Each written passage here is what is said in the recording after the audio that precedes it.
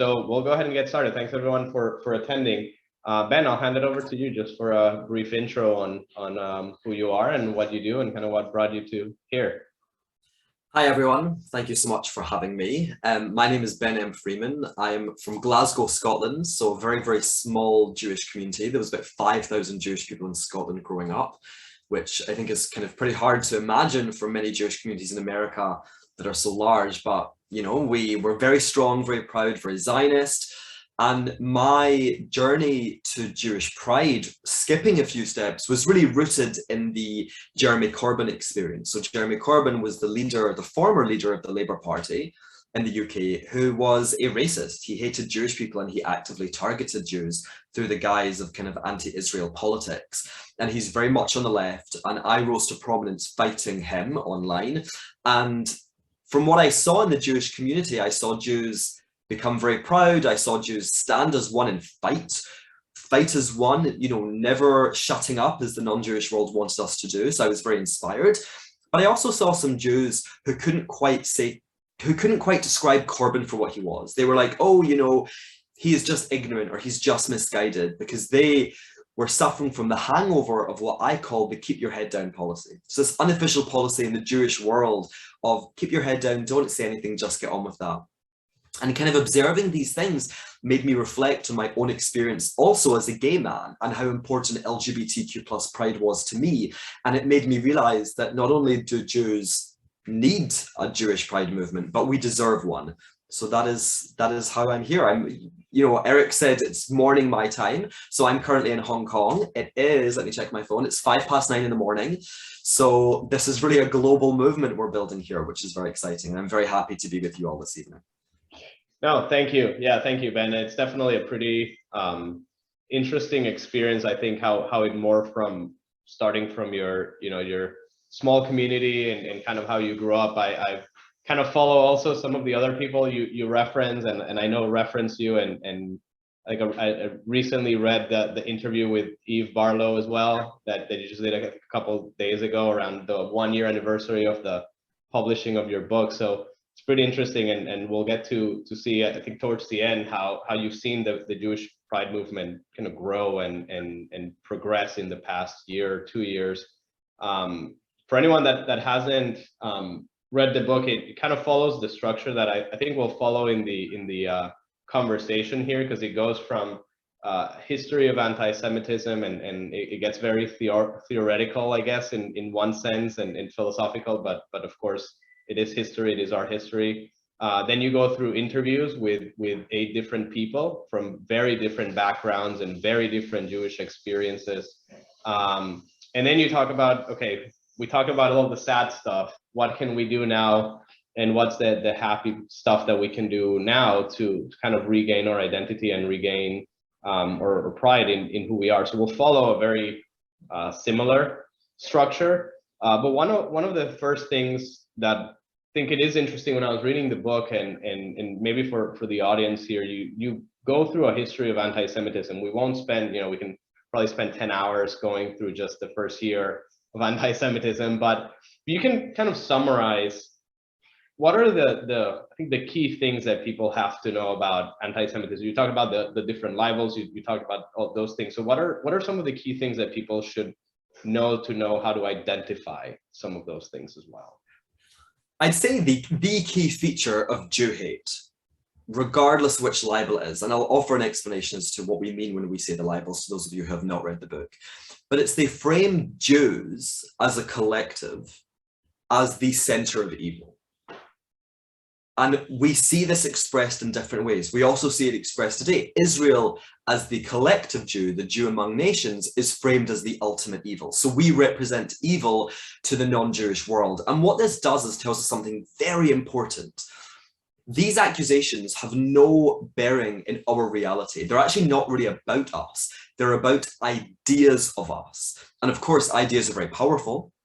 So that's not to minimize it, but it really isn't actually rooted at all in our reality. It's about how the non-Jewish world sees Jews. So bearing that in mind, I broke it down into 4 different libels or fantasies. The first is economic libel, which is the idea that Jews are obsessed with money. And again, like, we have to go deeper. It's not just, okay, Jews are obsessed with money. It's the idea that Jews would betray their non-Jewish friends, a la Judas and Jesus, to gain resources. The Nazis said money is the god of Jews. So this is kind of framing us as this untrustworthy, greedy, immoral people, right? It's not just about we love money. The next is blood libel, and blood libel was the notion, or was the accusation, that Jews murdered non-Jewish children, specifically around Pesach, around Passover, to use their blood in ritual. Again, we have to understand what this is saying, because if you can murder children, if the accusation is that we murder children, then it's really framing us as the ultimate evil. And it really, this libel took off when the Romans accused the Jews of murdering Jesus. Because if we could murder Jesus, who was good and pure and holy and God, then we could do any kind of unspeakable thing like murder children or any other thing. You know, AOC the other day, or just yesterday, made a comment about Palestinian children in cages in the West Bank. And what this is doing is framing Israel again as the worst country in the world, which is an extension of blood libel. And one thing we have to understand about Jew hate is that even though it manifests specifically per period, there is a common core, there's a common root. The next is conspiracy fantasy, which is again kind of similar to economic libel, that we're conspiring to control the world, we control media, wars, government, even the weather, and it's for our benefit. And then the last is very important. The last is racial libel. Now, I know because of Whoopi Goldberg that there's huge debate in the United States over whether Jew hate is a form of racism. As a British person, as a European, I can say very clearly, we consider Jew hate to be a form of racism. So if you're anti-Jewish in the UK, you can be convicted of racial abuse. And to say that Jews experience racism is not to say that Jews are a race, because actually races don't exist. There's no biological categorization. It was categories created by those who wanted other people. So there's no such thing as racist, and also that term doesn't apply to us. But we experience racism because we are racialized. They talk about our faces, our noses, our bodies, our hair. They say that we have horns. They talk about our genitals, our bodies, and our ancestry, i.e. our blood, our genetics, are racialized. So those are the kind of main manifestations, but they come under this umbrella of Jews are the ultimate evil. That is what we represent. So we live in the diaspora in worlds which kind of are inherently hostile to us because they are conditioned. And I don't necessarily mean every individual person here, of course. I mean the world, the society, the ideology in the diaspora that is rooted in this idea that Jews are this ultimate other, ultimate evil, and we pose a threat to the non-Jewish world, according to them. No, thank you. Yeah, and it's, you see that manifesting itself, like you said, and we'll get into maybe some of the examples in a little bit, in very different ways. And the racial one is interesting because like no matter who you're talking, like we're always on the other side of whatever's good. We're either too wide or not wide enough, or we're this or we're that, and we'll get into some of the interviews you had around that with like Elisheva and Ashigar, because I think they provide a contrary point to some of the typical things said around that. Yeah. Now, one of the things you just talked about as well, and you touch a lot about it in your book, and I found it true but counterintuitive at the same time, which is that fighting anti-Semitism isn't a Jewish activity. Like, it isn't our role to go fight it, but whether it is or it isn't, we're still affected by it. So yeah. Why do you say that? Why do you make that emphasis in the book? Well, I don't say that it's not our role to fight it. I say it's not our problem. And I think that's very important because it's not our problem. It is a non-Jewish problem, which obviously impacts us. I know that it impacts us. I teach about the Holocaust, I understand that, but it is not a problem that originates in our community. Let me talk about it from another perspective. When I was in my early 20s, when I was really struggling with my sexual orientation, I reached rock bottom. And in that space, I'd realized I'd done nothing wrong. I was being punished for a crime I hadn't committed. And that is the same perspective that I have with regards to our Jewishness. I love being Jewish. And being Jewish is not a crime, but the non-Jewish world punishes for this crime, even though we haven't done anything wrong. And that is what we have to understand, because that's very freeing. I say it's not about us. This is about you. This is about your perceptions of us. This is not about things that we do. We can therefore, we don't have to worry so much about our actions. I know so many Jews, when a high profile Jewish person does something wrong, we worry. We think, oh no, is this going to bring on Jew hate? Or we see what's happening in Israel and we say, oh, is this going to cause Jew hate? The thing we have to understand is that very little we do causes Jew hate. And I think that's very freeing. So what does that mean? That means it's really the role of the non-Jewish world to combat Jew hate. Like the Me Too movement was a discussion on misogyny, and it was really the emphasis on it was men need to be, you know, altering their behavior. Or with regards to the Black Lives Matter movement or just the Black community, it's non-Black people who need to be altering their behavior. It's the same with Jews. We don't need to be altering our behavior. It's the non-Jewish world that needs to alter their behavior. Now, of course, we take part in the fight, and actually Jewish Pride tells us we can and we should. We advocate for ourselves, we share our experiences, we dialogue, but we're not going to spend 100% of our time fighting something which we're actually not able to change. Because what we do, if we focus all of our attention on Jew hate as a problem that we're trying to solve because we in some way think it's our problem, well, what about the rest of our community? What about our education system? What about our empowerment? What about our pride? What about our self-love? What about our history? There's so much more to us, and that's our job. Our job is to educate, inspire, and empower to cultivate Jewish pride, which, as I said, of course means taking part in the fight against Jew hate.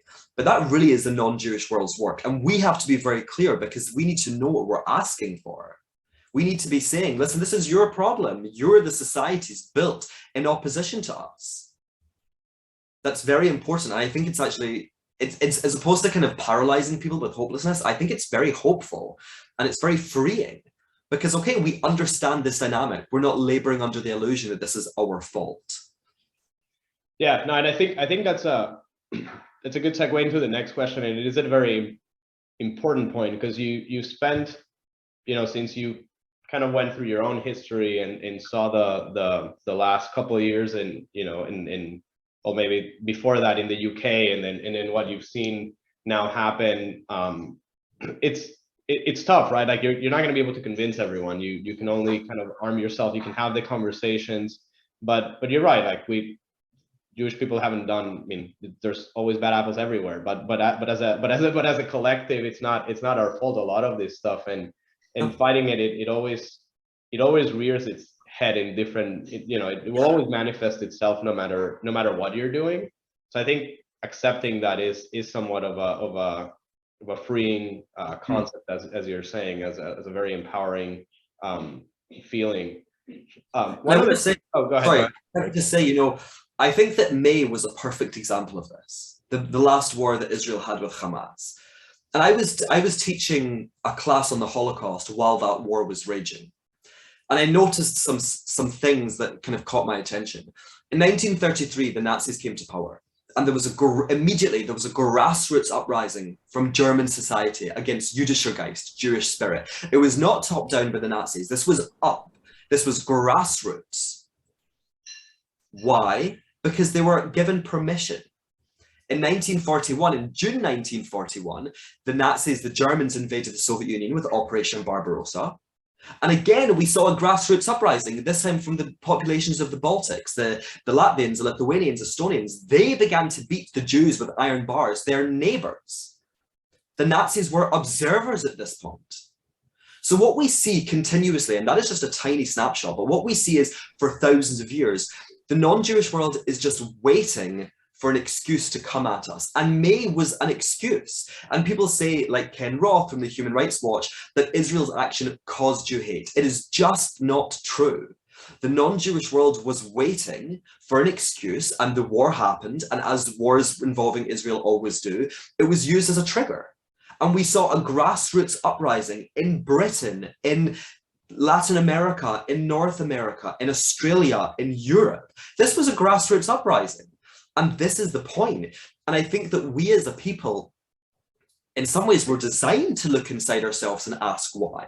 You know, we have concepts where we take responsibility for our wrongdoings, and that's really important. But we cannot allow the concept of vidui from, say, Yom Kippur, which is kind of asking for forgiveness, our prayer of atonement, to mistake the hate that we experience for our fault. It's not our fault, and they often are just waiting for these excuses. And again, we've seen this for thousands of years, and we saw it in May. Yeah, and that's actually, you know, that was going to be my next question around, you know, you spend a lot of time researching, you speak a lot about this, you teach about the Holocaust, you're probably in a, you know, you're an area of the world that, to be honest, like, I don't know if a lot of people here even know what the education there is around these types of things, right? In the United States, this might be more front and center, right? World War II, there is, for the most part, that as part of like core education. Probably in the UK, it's the same thing.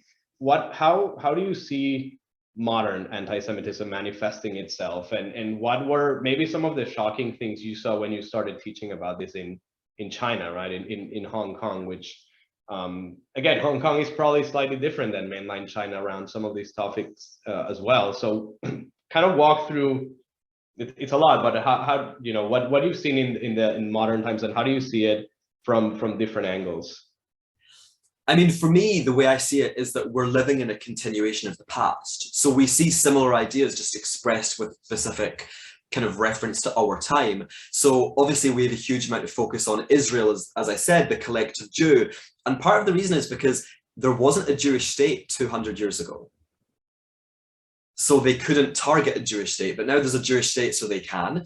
Anti-Israel, this idea of this never-ending discussion about whether Jews are white or not. And let me be very clear about this. That is a 21st century version of the Jewish question. The Jewish question that raised in Europe and to America to an extent in the 19th and 20th century about the role and status of Jews in society, which the Nazis felt that they had found the final solution for. They hadn't found a final solution. The Jewish question is raging, and it's always about our role and status in society. So that is one of the expressions. A couple of years ago, I coined a subcategory of Jew hate called erasive Jew hate. And I coined it after Ruth Bader Ginsburg died, because there was no reference to her Jewishness in conversations about her legacy, even though Jewishness was kind of front and center in her life. And that made me realize that they're just wanting to erase us. And I don't, again, mean individual non-Jews. I mean the structure and ideology in the non-Jewish world. But they erase us completely. They say that we don't experience prejudice. They say that our voices don't matter. They cast us as white as a way to kind of silence us. So those are big ways that it expresses. Also, Holocaust distortion, Holocaust inversion. I mean, we're all experiencing now anti-vaxxers wearing yellow stars. And what they're doing is appropriating our pain, appropriating our trauma. And also, Jew hate is continuing as it always has done. You know, we're still racialized, which is the conversation on whether Jews are white or not, which of course erases the many Jews who do not pass as white, first of all. The economic libel, still accusations about Jewish money and wealth, conspiracy fantasy, Jewish power, and blood libel. Israel is accused of caging Palestinian children. It's all the same. One of my students coined this kind of rather brilliant way to describe it, and she said, same soup, different bowl. The soup always stays the same, the content is always the same, but the bowl, the outward expression, changes depending on who is saying it and when they're saying it. Now in Hong Kong, it's very interesting because there's not cultural Jew hate here. You know, I wear a kippah every day. No one has ever said anything to me, which is I'm very lucky about. But in Asia in general, there is something called philo-Semitism, which is this idea that they like what other people dislike us for. So the Chinese are often like, oh, you guys are really wealthy and powerful, great. How can we learn to be like that? And we can't be tricked by that, because that's just kind of one turn away from becoming Jew hate. But yeah, I mean, Jew hate has got worse, objectively worse in the last 10 years. When I was a child, the conversations we're having now were not really happening in the same way. And I think that we as a global community have to wake up to that. And that's not to frighten us, it's not to make us feel hopeless, it's to help us understand the terrain in which we're operating. But also we empower ourselves through Jewish pride, and we love ourselves regardless. I'm not going to not wear my kippah because people think it makes me different or weird. I am different Being Jewish is different, and we're okay with that. We should be okay with that. And I want to wear my kippah. I want to mark myself as Jewish, but I'm doing so with pride. I'm doing so to say, I'm here and I'm not going to hide. And obviously safety is a paramount concern. So I'm not saying everyone should wear a symbol of Jewishness and Judaism if it's going to cause physical violence being directed at them. But we're not going to hide, and we're also not going to be ashamed of our difference. We are an ancient civilization and culture and have been for thousands of years. We are distinct, and that's okay. What do you think has changed? Because you said, you know, it's gotten worse, and you know, I think there's definitely truth to that, but what do you think changed to get that to happen? I think a number of things. I think one is with regards to the Holocaust. You know, the Holocaust drove overt Jew hatred to the fringes of society. It didn't go away. So when we talk about this kind of post-Holocaust golden age, it's not really true. There was never really a golden age, even in the United States.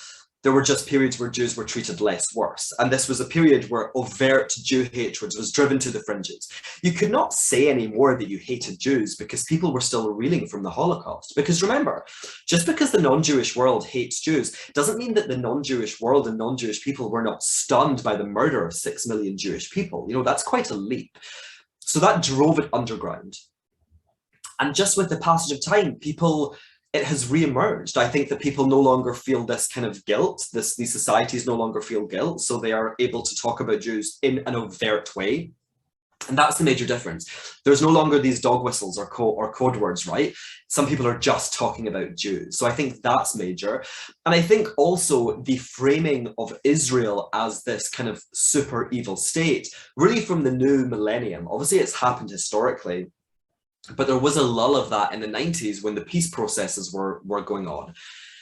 So the failures of the peace processes, the Intifada, the Durban conference in South Africa really embedded this idea that Israel was this evil state into the left, and the left is now global culture. You know, the mainstream media, without sounding, you know, like a conspiracy theorist, in Britain anyway, the mainstream media is fairly leftist. In America, it seems to be the same. Obviously, we know that there are kind of more right-wing outlets in both countries, but the dominant culture in Hollywood, I mean, if anyone has watched the new Sex and the City and Just Like That, that proves the point.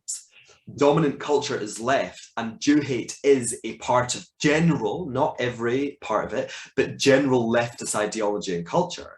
And then coupled with this renormalization, it has spread to what we're seeing now. And then, of course, social media makes it very easy to abuse Jews online. It makes it very easy to come together with other Jew haters to form a community. So I think it's a number of those things. No, thank you. Yeah, and I think we as Federation, we've had events to talk about these specific things, and again, any of these topics can probably end up being a 10-hour discussion with highly polarizing arguments on any side.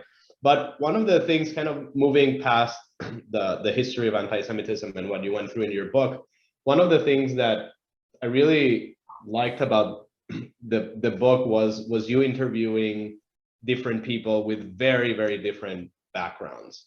So maybe for the audience here who hasn't read the book, talk about kind of the 8 people that you interviewed, but also why did you choose specifically to highlight these experiences? Because I think, you know, one, as people here, right, like, and you know, I grew up in a different country as well. There was more of a mixture between Sephardic and Ashkenazi Jew, and myself, I'm a mix of both, but you know, you don't see a lot of that, especially here in the, like, northeastern United States. You see a lot more Ashkenazi. So I think highlighting some of those histories and the people that you interviewed is super interesting, and I definitely have specific questions around that. But talk the audience through who you interviewed and why you picked them. So I interviewed 7 people, and they were very purposeful. So I wanted to share kind of the diversity of the Jewish world, because we are a diverse people. Although we are one people, Am Echad, we still have diversity. So it was really important to me to interview an Ashkenazi Jew, a Sephardic Jew, a Bet Israel Jew, and a Mizrahi Jew, because I wanted to tell these stories. And then it was also an opportunity just to share experiences that other Jews may not know. So I interviewed Elisheva Rashawn, who is a Black American Orthodox Jewish woman. I interviewed Amy Albertson, who is a Chinese American Ashkenazi Jew, and I interviewed Eliyahu Lan, who was a trans person. And this was just an opportunity to educate people. And I thought about my hometown and thought, you know, I grew up in Glasgow. The vast majority of Jews in the UK, like America, are Ashkenazi. So we cannot kind of mistake the population balance for a nefarious plot by Ashkenazi Jews to silence other communities. But we do have a responsibility to tell other stories and to tell all stories. And one of the most important things to me that I learned was the stories are all the same.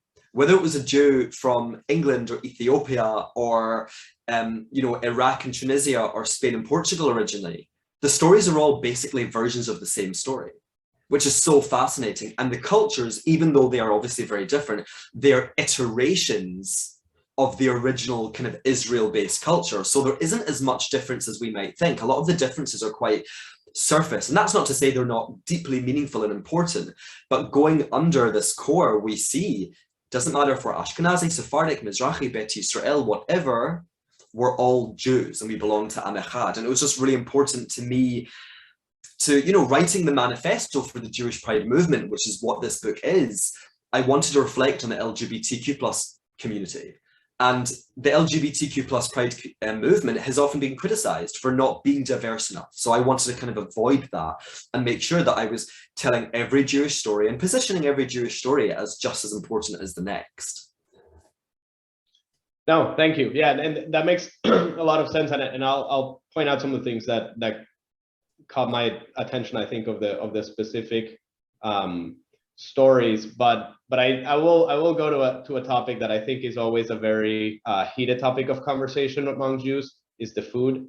You talked about a lot about different cultures and food related questions, and that was always something that, you know, brought everyone together. So yeah, this is kind of a silly question, but you know, what different food items did you enjoy? Did you try new foods that you didn't know, that you didn't grow up with, or kind of how did it always revolve around that? Yeah, I mean, my family, my recent ancestors, I like to say, were Ashkenazi. So we grew up eating kugel, chicken soup and kneidlach, cholent, which I love. I mean, cholent gets a very bad rep, and I have to, like, I'm a cholent stan, but I cannot stand pickles. I find pickles to be repulsive, which I know is very controversial. So they were the kind of the foods that I ate. But then both of my siblings have made Aliyah. They both live in Israel. They're married to Israelis, and they're both actually married to Mizrahi Israelis. So my nephews and nieces are, as you say, kind of like you are, mixed. So therefore, we started eating shakshuka and eating, you know, a lot more hummus and falafel and trying foods from the different communities. And that is the most amazing thing. I mean, being here in Hong Kong, I'm free to kind of make my own traditions. And my partner is not Jewish, but he is the chef in the family. I hate to cook. Like, if you want to come to mine for dinner, we're going to be ordering out. So whenever it's a Jewish holiday, we have some Jewish cookbooks and we look through it together and we decide which meals we're going to have. And I mean, and chicken soup is there all the time, but we choose from among the other communities. So for Pesach last year, and I'm sorry, I don't remember the names, but we made a Sephardic leek pie. And then I made, you know, Mizrahi impossible meat kind of patties, because the food is such an incredible part of our experience. And that's really the point, right? It's about celebrating Jewish civilization and Jewish culture. We are more than what was done to us. So yes, we can speak about all of those experiences and talk about the prejudice that we've experienced. But then that misses such a trick. The incredible cultures, the food, the songs, the different tunes that exist. And yeah, the food is huge because Jews love to eat, of course. And yeah, I love that. I love that we have so many different cultures that we can kind of dive into, because one of the things that all of the interviews said is that though I may be Ashkenazi, the Sephardic story and the Mizrahi and the Bet Israel stories, they're also kind of my story. And the Bet Israel story, or the Ashkenazi story, also applies to the Bet Israel Jews, the Ethiopian Jews, because we're all Jews. We have to recognize our diversity, but we cannot allow the diversity to kind of split us. And that's beautiful. So when I have people over for dinner, and I have dinner parties, and you know, not me, I can't pretend it's me cooking, but when my partner cooks these dishes, although I do cook the chicken soup, that's always the one thing I do. And I explained to my non-Jewish friends, because most of my friends in Hong Kong aren't Jewish because there's so few Jews here. And I explained to them, I say, okay, this is chicken soup. This is where this emerged. This is this, you know, leek feta pie that was Sephardic, and here's a little bit of information about that community, and these are these Mizrahi meat patties, and let's talk about that community. It's such a wonderful opportunity to learn and to engage with active Jewishness, because that's kind of it, right? We have to be actively Jewish in whatever way we want. That's not me saying everyone has to keep kosher, everyone has to go to shul, but we do have to kind of actively participate in our Jewishness because it's a real tangible thing. And the food is a great way to do that, and it brings us together even when we're disagreeing, even if everyone in this call is thinking, wow, this guy has no legitimacy because he hates pickles. That's something that we can come together and talk about. No, that's fascinating, and I will have to send you. We actually put together our own mini cookbook. Amazing. That we try to gather. I know Rebecca brought from her family, who I think are Syrians, if I'm not mistaken. Rebecca, wow. And I brought some of the Sephardic foods. We'll have to send you the Sephardic. Yeah, please. Which I'll say something controversial. I find it better, but we'll listen. We're not like the non-Jews aren't allowed to rank. We're not going to rank culture. There's such beauty in every single part of the Jewish world. And I've got to say, there's kind of a trend now for people to kind of be very disrespectful about Ashkenazi food. And we're all allowed our preferences. And it's definitely kind of a lot of the time what we grew up in. But there's beauty and there's history in all of these dishes, all of these cultures. Because one thing I say when people say about Ashkenazi food, it's like, yeah, but where were they living? What situation were they living in? They were living in shtetls. So a lot of the food is peasant food because that's all they were able to eat. So this, to me, you know, chicken soup or whatever else is a sign of our survival. Look what we did. Look how we survived.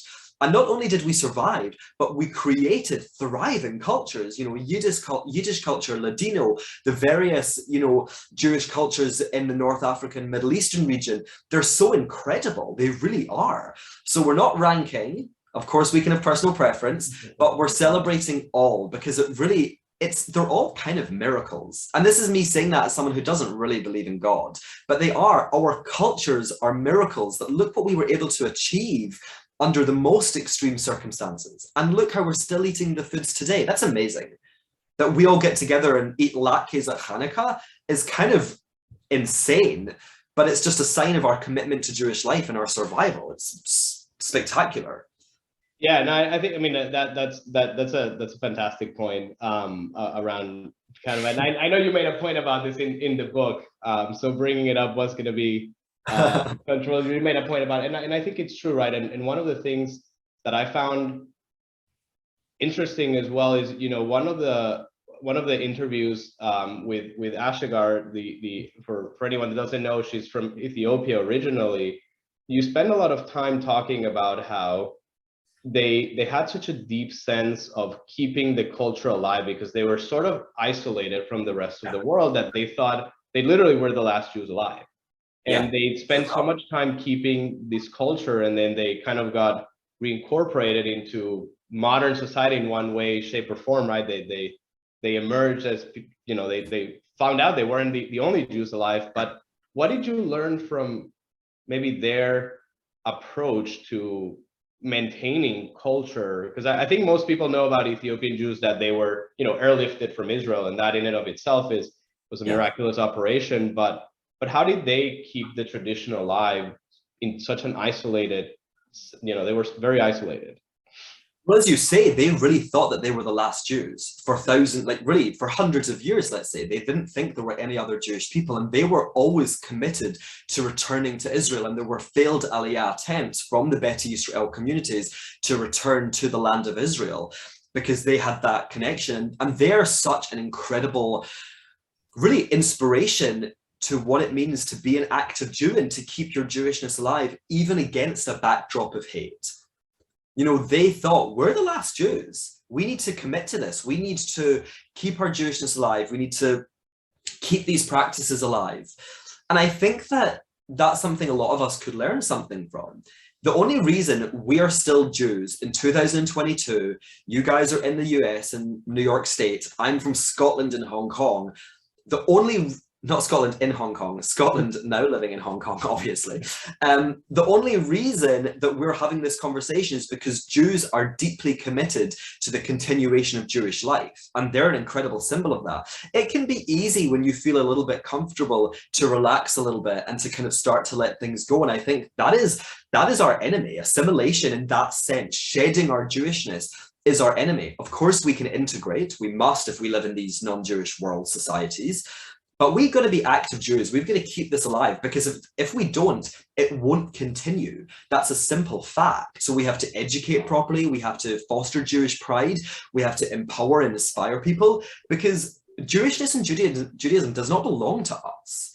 We are caretakers of it for future generations. And if we don't do our jobs, then the whole thing falls apart. And as you said, the Bet Israel community are such stunning examples of what it means to keep these symbols and these cultures and this belief and this tradition and this civilization alive, even against a backdrop of hate. It's not easy.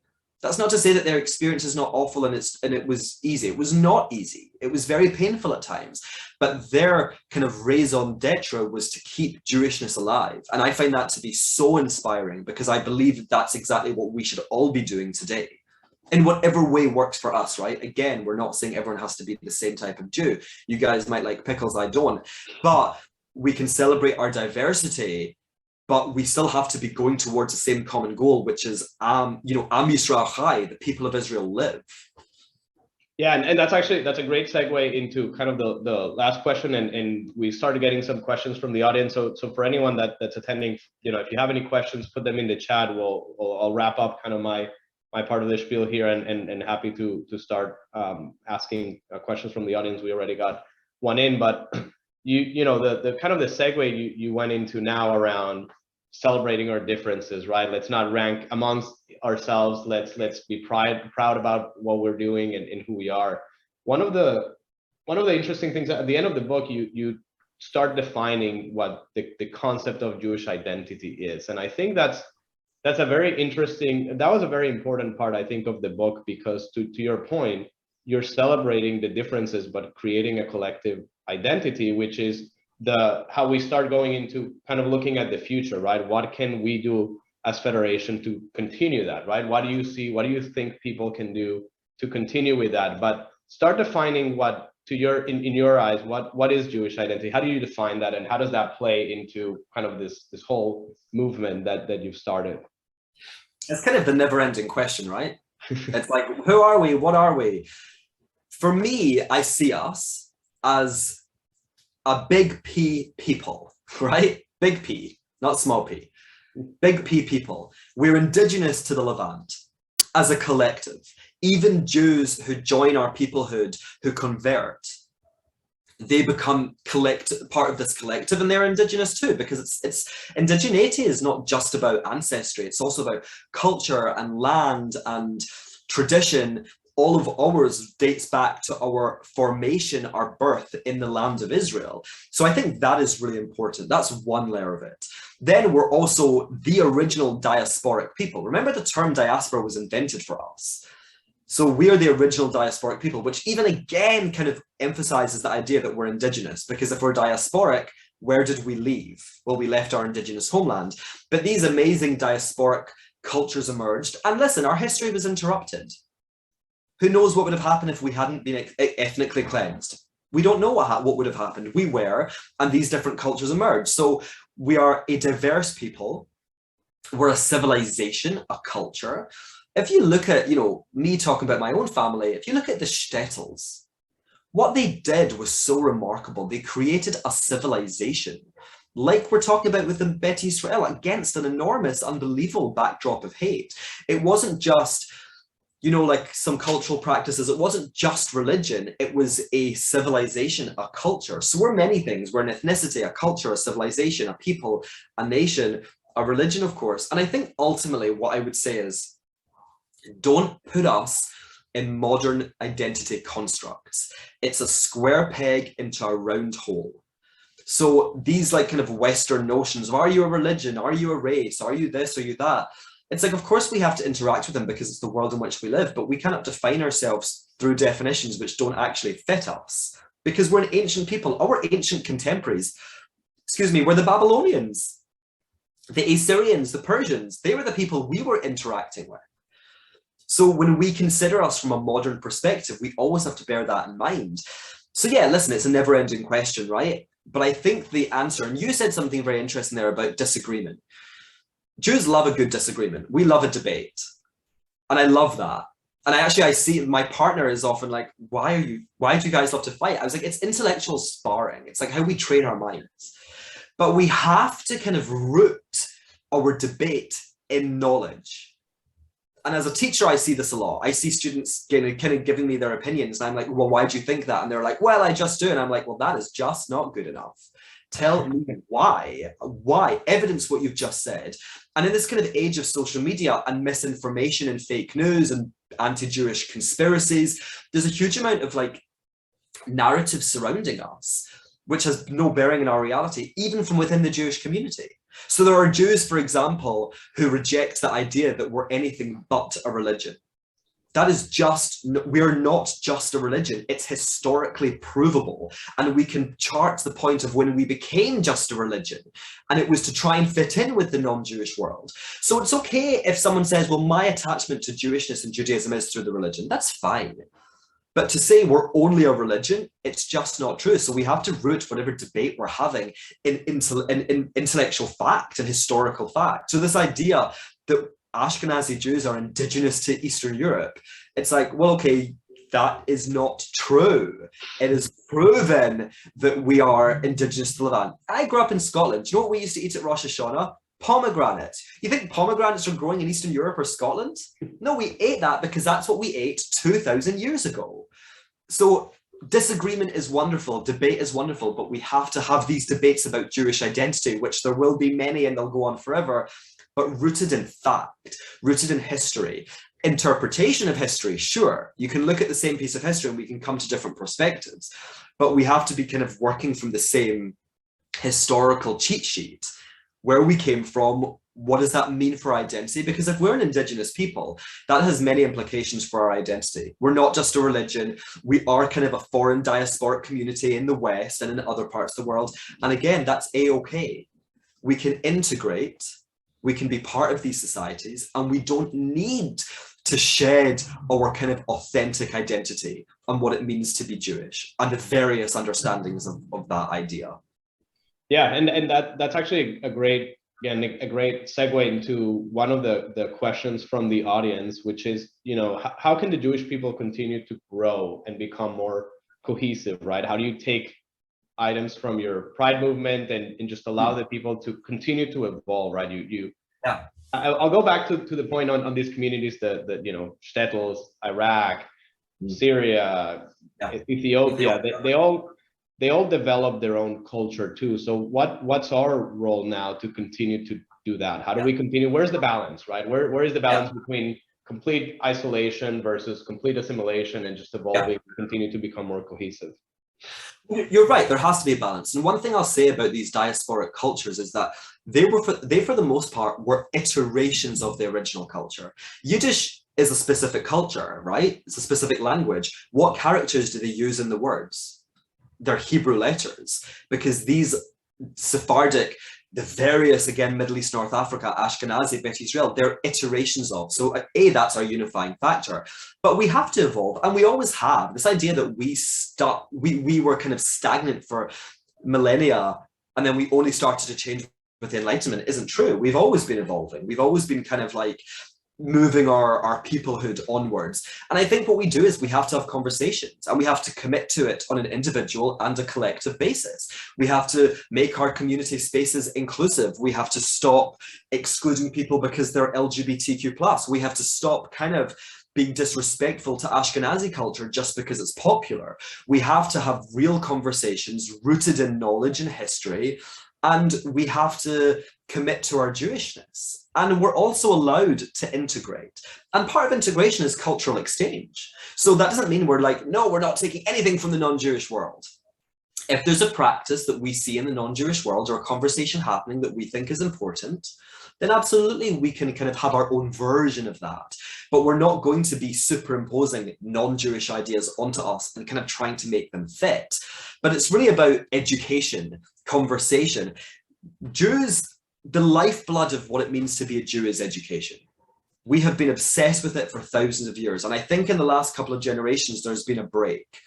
And that means they're Jews who do not understand Jewish history, do not understand Jewish experience, identity, and we have to commit to education. We have to fund it. We have to make sure that resources are being put towards quality education. Because let me tell you, as a teacher, there's great education and there's very poor education. So education itself is not the fix-all. It has to be very high quality education run by incredibly talented educators. We have to be funding community. We have to be, you know, fostering feelings of togetherness and feelings of Jewish pride and the connection we have with Israel. And we have to make sure that Jews, no matter where they live, only see their Jewishness as a source of pride and never shame. And this is a work in progress. It's a working thing. We always have to be vigilant. We always have to be aware, because we're always wanting to be accepted. That is normal and it is natural. But we're going to say we will integrate, but we're not begging to be accepted. We're not going to warp and change ourselves to be accepted. We're going to be accepted because we are unique, because we can offer something to your society, and because we, as individuals in the diaspora, were born here. We deserve this, but we're not going to beg. We're going to demand. And if they don't, then fine, that's their problem. And we're going to continue kind of on the way we have, you know, with Jewish pride. And I really believe Jewish pride is the Jewish future. There is no other way to continue our peoplehood, particularly with the barrage of hate. And we're already seeing the kind of impact of the non-Jewish world manipulating Jewish identity by constantly exaggerating the split over American Jews specifically in Zionism. The vast majority of American Jews are still Zionists, but the non-Jewish world is constantly reporting on this chasm, this split, and it's only to kind of make it even bigger. And we're going to say, no, we're going to tell our own story. We're going to define our own identity. We're not going to allow you to do it.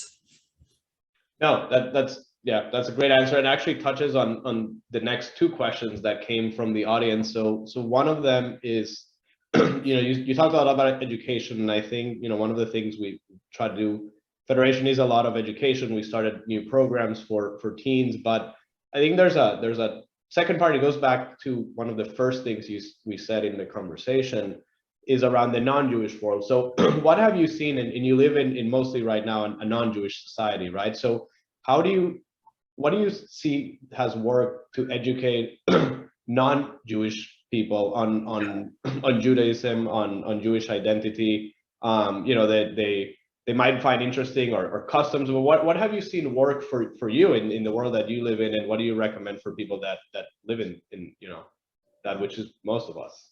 Yeah.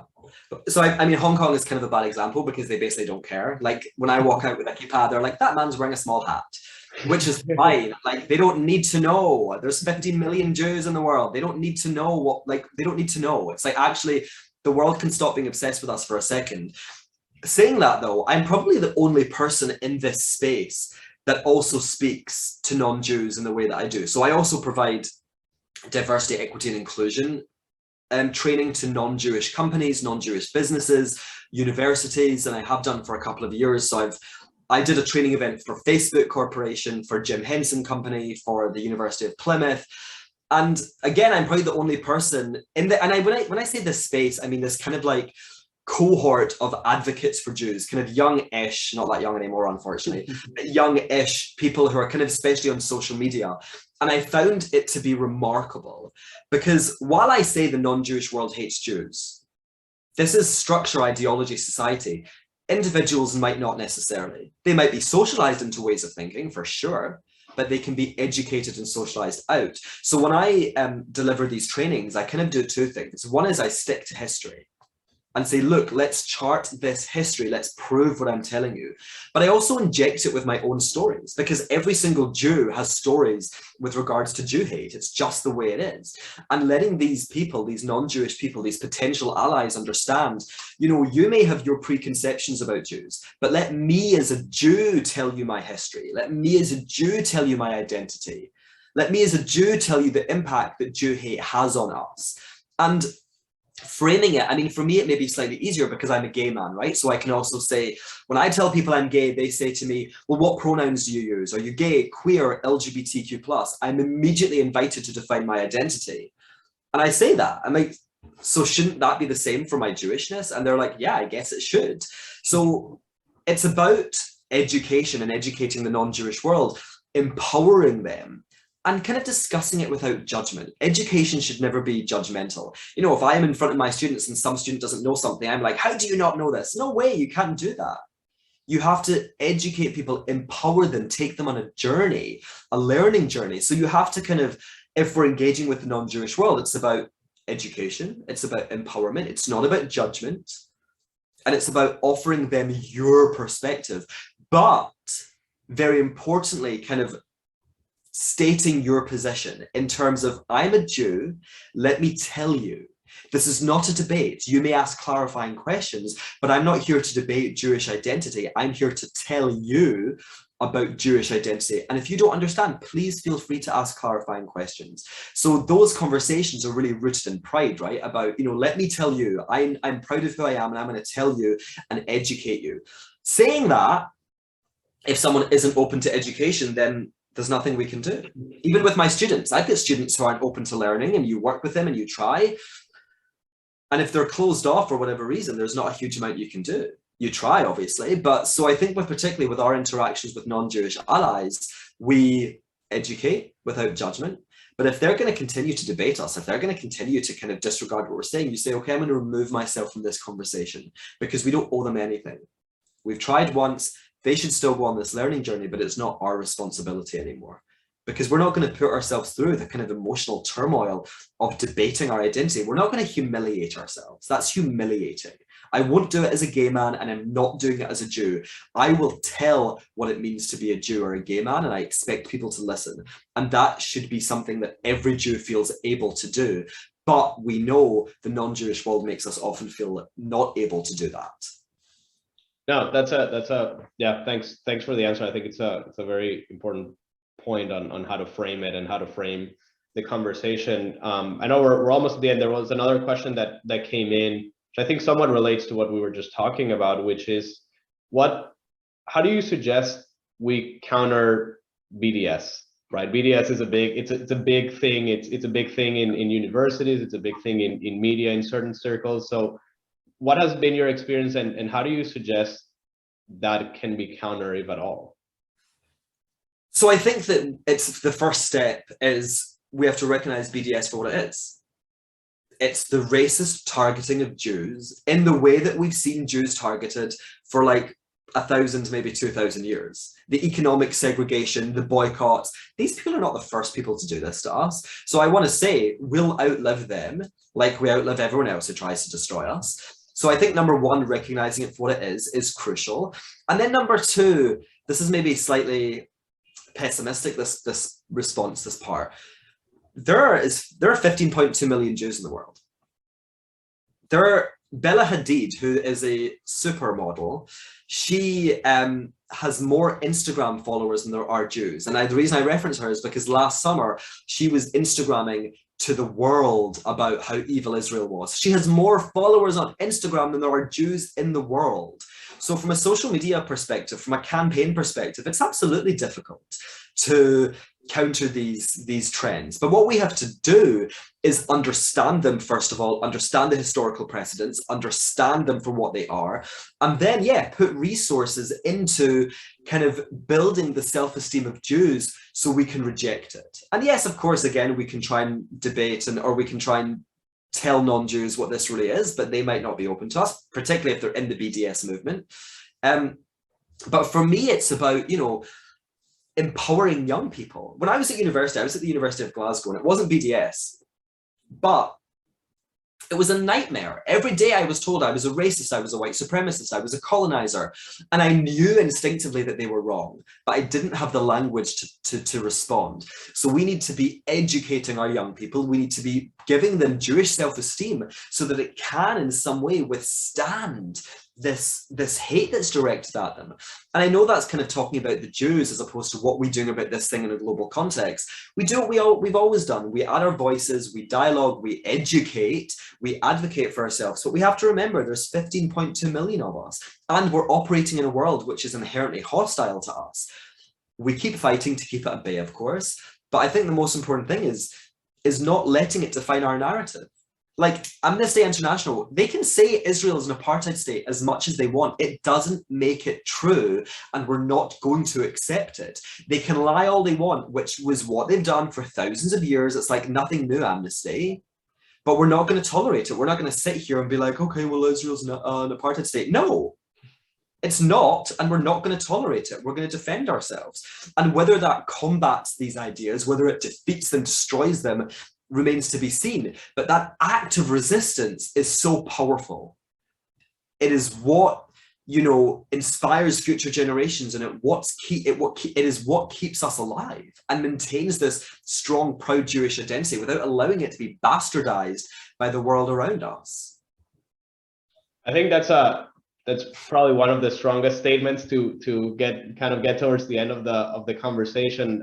If there's anything, Ben, you want, you know, before we wrap up, if there's anything else you want to say to the audience, or anything, you know, you're talking to a lot of people here who, to your point, have made it a point to daily be trying to live Jewish pride, try to, you know, grow a community, run a community, educate a community. You have different demographics, different backgrounds, different experiences. If there's sort of kind of a final message or something you wanna tell this group, what would that be? I would say that each person has a role to play.